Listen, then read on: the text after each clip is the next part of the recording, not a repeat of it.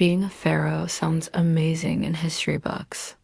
You get golden jewelry, huge palaces, and your face carved on every temple wall.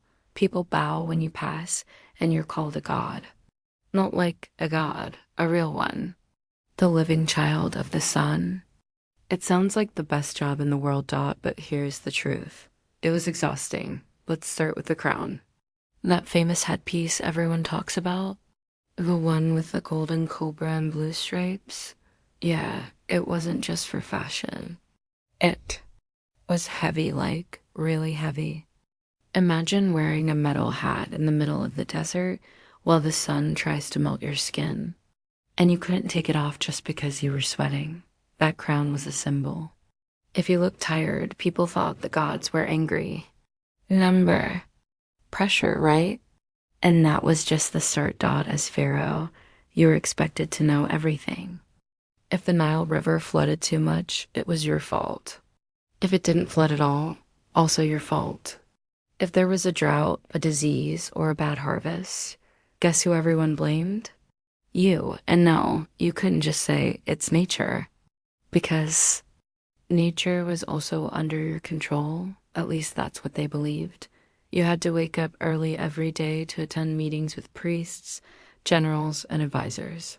They told you what was going wrong, and you had to fix it. Sometimes you were planning wars. Sometimes you were building temples. Sometimes you were just nodding along while pretending to understand a very long report about grain storage. And guess what? You couldn't complain. Because gods don't get tired. Even your food wasn't simple. You had the best cooks in the land, yes, but every meal had to be tasted by servants first because someone might try to poison you. Your wine could be deadly. Your bread could be accidentally toxic. The closer someone was to you, the more likely they were to secretly hate you. Your friends, probably spies, your advisors, could be planning your replacement. Your brother might want your throne. So while you smiled for statues and blessed the people, you were constantly watching your back. Ruling Egypt meant living in a golden palace with locks on every door and daggers behind every smile. Let's talk about the temples and statues. You didn't get to say, I don't want one. No, you had to build them. People needed proof that you were powerful. They expected giant images of you fighting lions, talking to gods, or handing out blessings. So every pharaoh had to spend years building giant stone reminders of their greatness, or else future generations would forget them. And don't forget the pyramids. You had to plan your tomb almost as soon as you took the throne. That's right, while you were still alive. You were building the place you'd be buried. Huge stone structures, secret passages, gold everywhere. If your tomb was too small, people thought you were weak. If it was too big, you risked bankrupting the kingdom.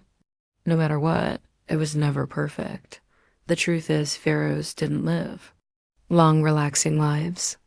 Many died young from war, disease, or betrayal. Their royal life was full of rules, expectations, and constant fear. Even in their sleep, they weren't safe. There were curses, guards, hidden messages, just in case someone tried to steal from their tomb after death. Now let's talk about family. Most pharaohs married young and not for love. Their wives were often chosen for political reasons. Sometimes it was a cousin, sometimes it was a sister. Yes, really. The idea was to keep the blood pure. But what it really did was make things even more awkward during family dinners. And children, they were little future threats. Any son could turn into a challenger. Any daughter could be married off to a rival. You couldn't even trust your own family not to turn against you. Ruling Egypt meant trusting no one, not even your own blood. Still sound like a dream job? And just in case all that wasn't enough, you had to deal with the gods. You weren't just a ruler, you were their messenger. You had to perform rituals, offer sacrifices, and make sure the temples were running smoothly.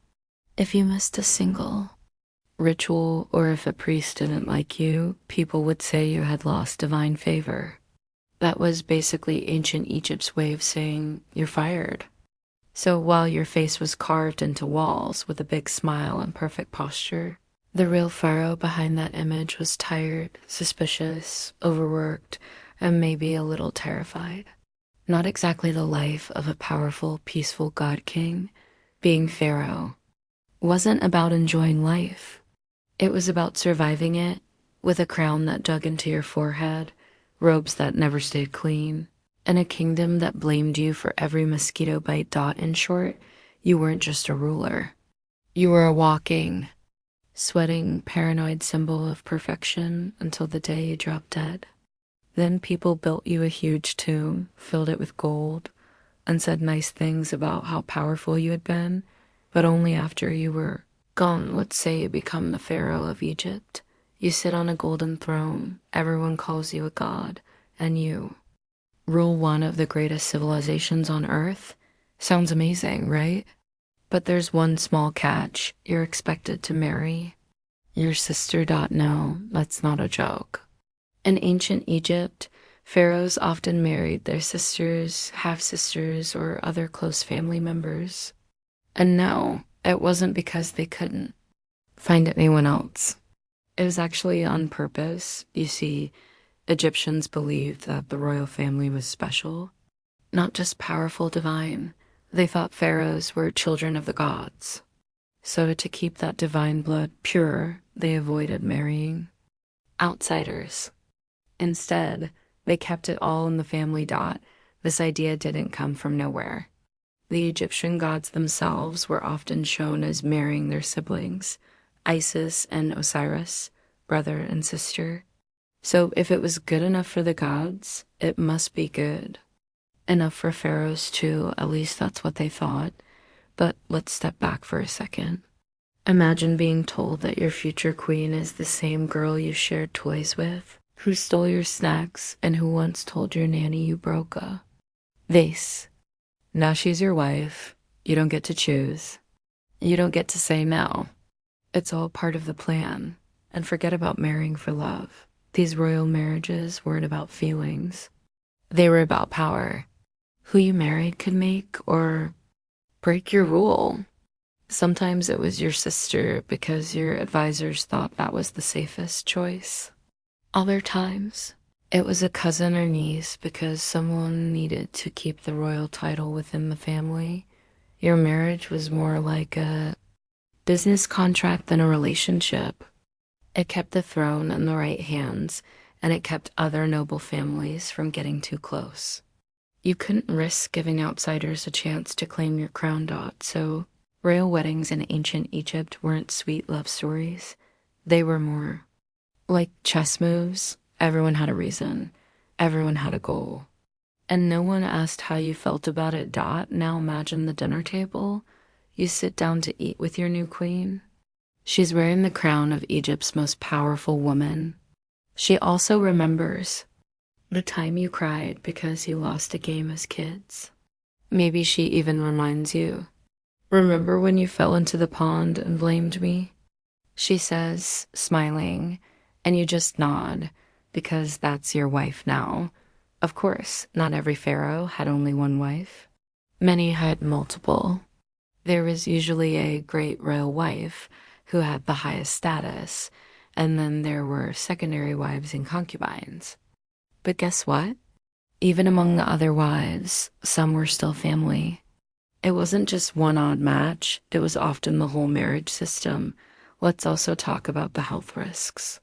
While Egyptians didn't know about genetics the way we do today, they could see that marrying close family members sometimes led to problems, weak children, health issues, strange illnesses. But still, the tradition continued for centuries. Why? Because to them, keeping the bloodline pure was more important than taking those risks. And if you thought you could avoid it by refusing to marry your sister, think again. The priests, nobles, and even the people expected it. If you broke tradition, some believed you might offend the gods. Others thought you'd weaken the royal image. A pharaoh had to look strong, smart, and completely connected to the gods. Marrying outside the family might make you seem ordinary.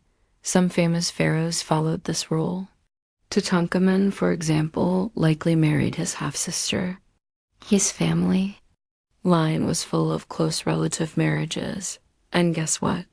His body showed signs of health problems, which many experts today think came from those same family ties.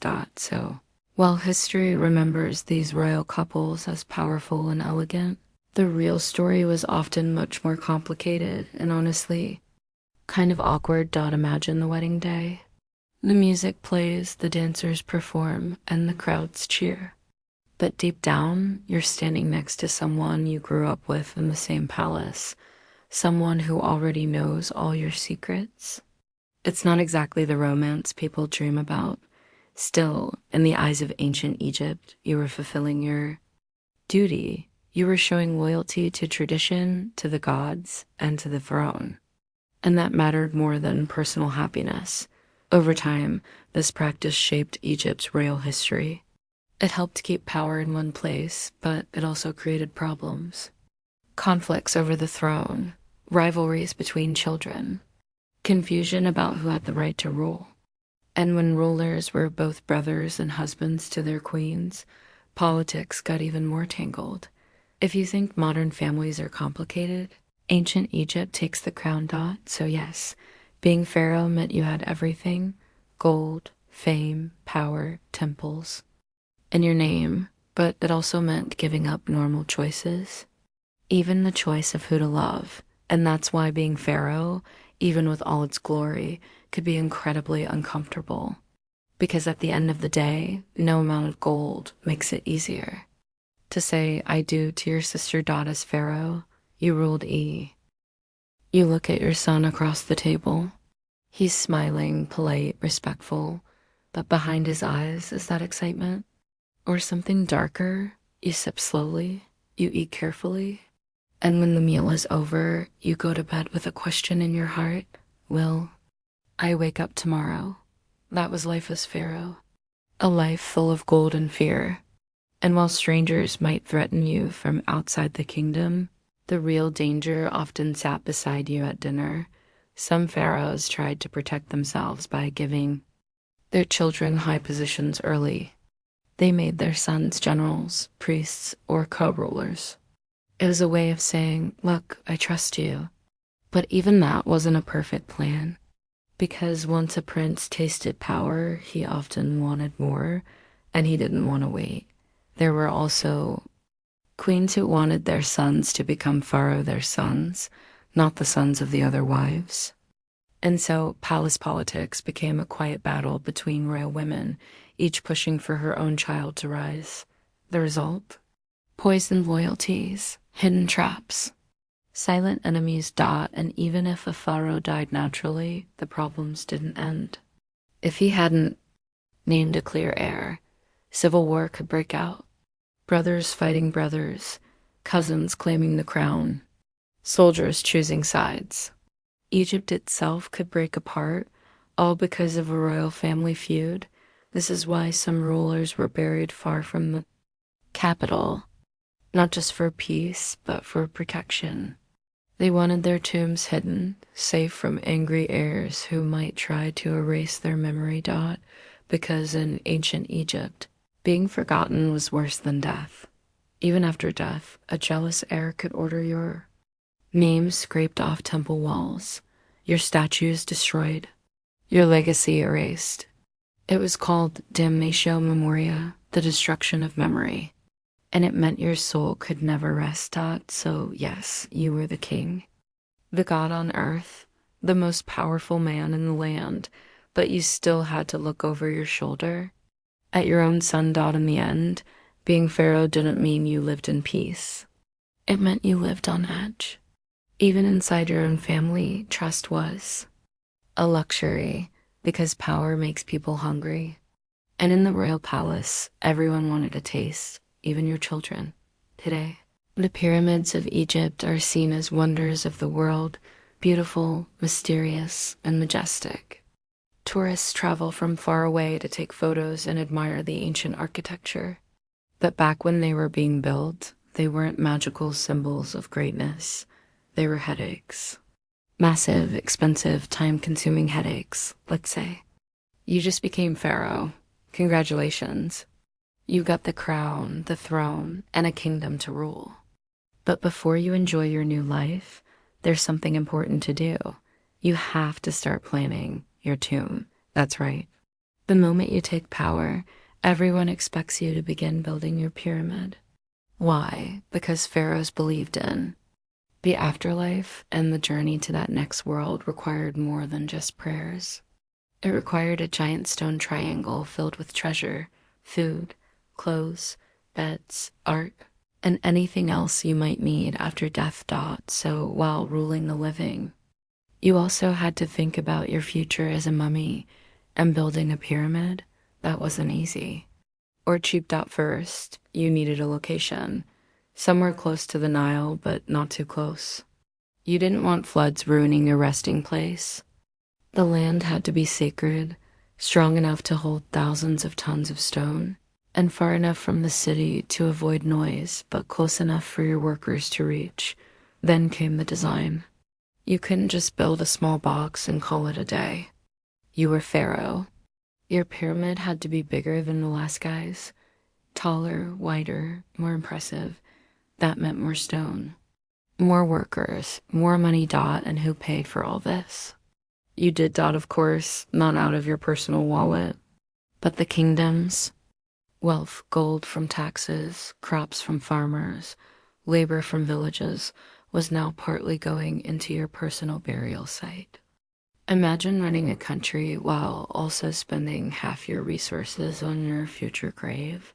You needed architects to plan it, engineers to design it, builders to shape it, guards to protect it, priests to bless it, artists to decorate it, and thousands of workers to move giant stone blocks day and night under the burning sun. And we're talking about stone blocks the size of small cars. No machines, no cranes, just ropes, wooden sleds, and pure muscle.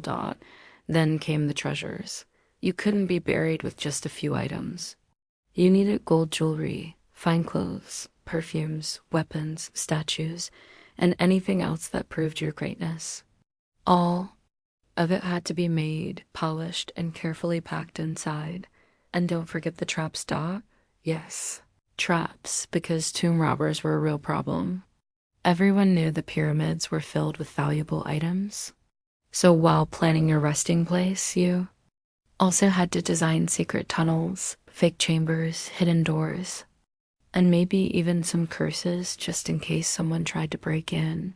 Some pharaohs even included misleading maps or rooms filled with rocks just to confuse thieves. And even after all that effort, many pyramids were still looted. Now imagine this. You spent 20 years building your dream tomb. The pyramid is finally finished. The paintings are complete. The gold is shining. You feel proud. Then you catch a cold and die, only to discover during the funeral that someone forgot to finish the ceiling in your main chamber, or the painters rushed their work, or the priests used the wrong spell.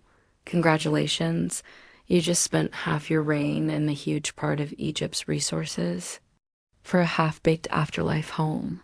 Some pharaohs didn't even live to see their pyramids finished. If they died too early, their tombs were rushed, the design was simplified, the treasures were reduced. Instead of a grand monument, they got something that looked more like a dusty storage room. And if that wasn't bad enough, sometimes the next ruler came along and reused your pyramid. Yes, recycled tombs, all your hard work, all your gold, all your carefully planned resting places, taken over by the next guy because he didn't want to start from scratch. Imagine ruling a kingdom, building a pyramid for decades, and then being kicked out of it after death. That's rough. And the money? Don't even ask. Building a pyramid was like funding the biggest project in the country. Roads, water systems, Soldiers' salaries, all of it could suffer because the pharaoh wanted a tomb that touched the sky. Some people even got angry. They saw their taxes going into one man's afterlife instead of helping the living. But no, one could complain too loudly. After all, the pharaoh wasn't just a ruler. He was a god. At least that's what everyone had to say out loud. Still, not all pharaohs chose to build giant pyramids. Some picked smaller tombs in the Valley of the Kings, hidden, protected, less flashy. But even those required careful planning, skilled workers, and lots of money. No matter the size, your tomb was a statement. It told the world how powerful you were, how much you controlled, and how you wanted to be remembered.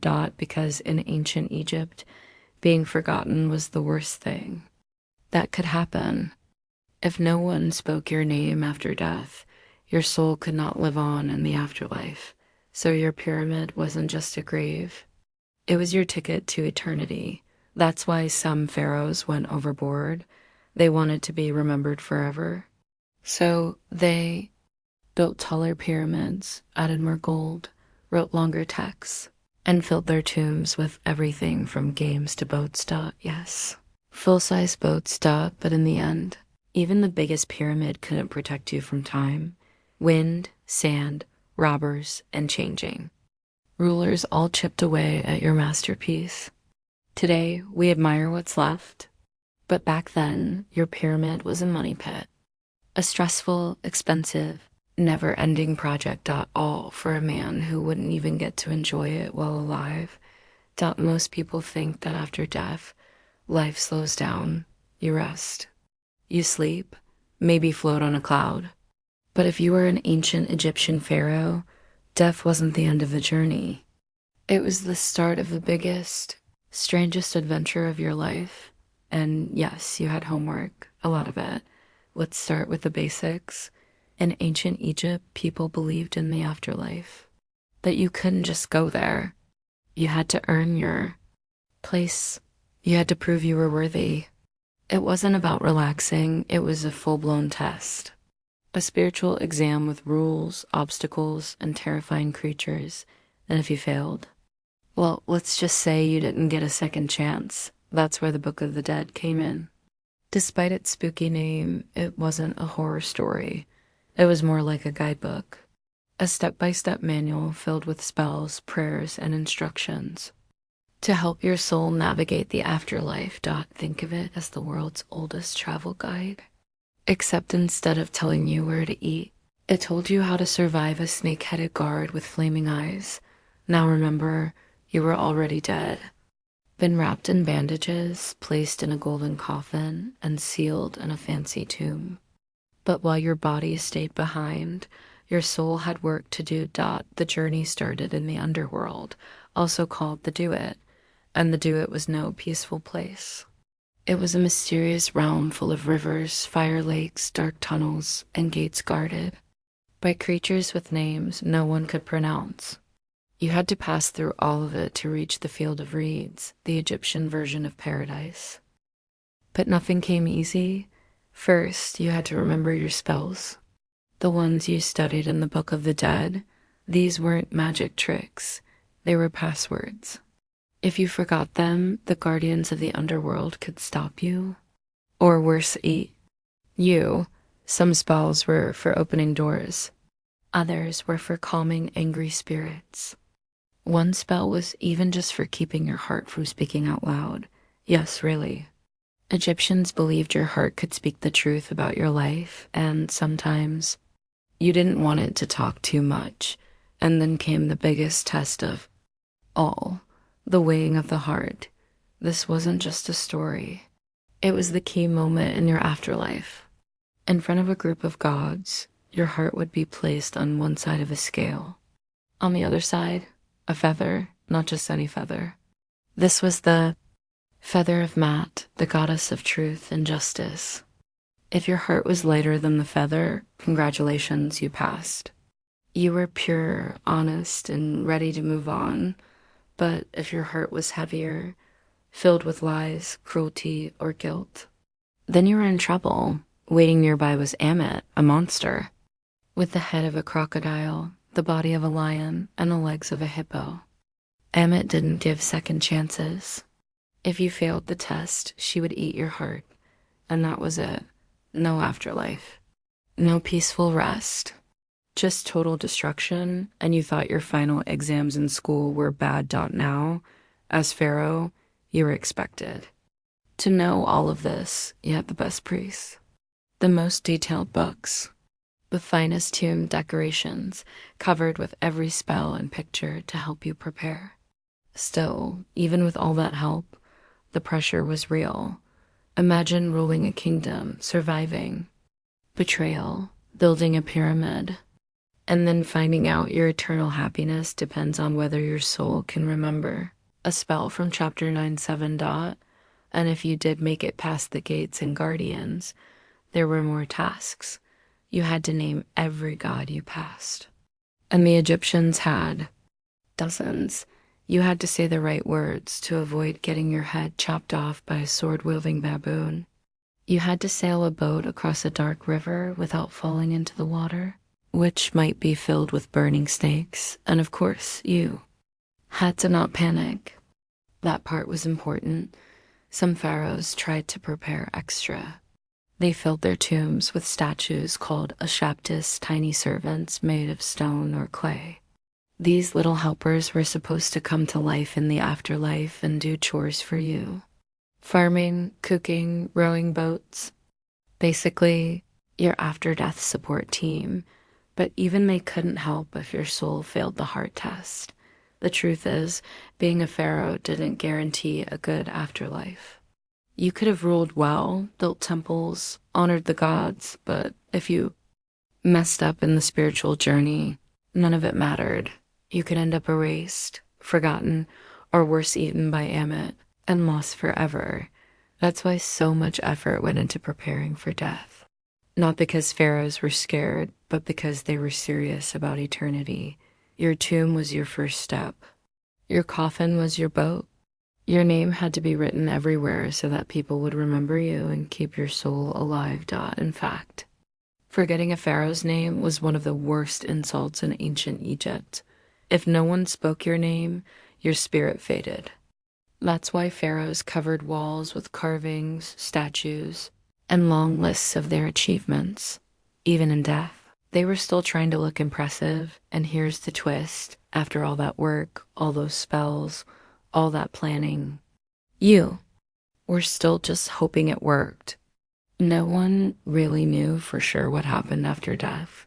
They just believed and prepared and hoped because the gods didn't accept bribes.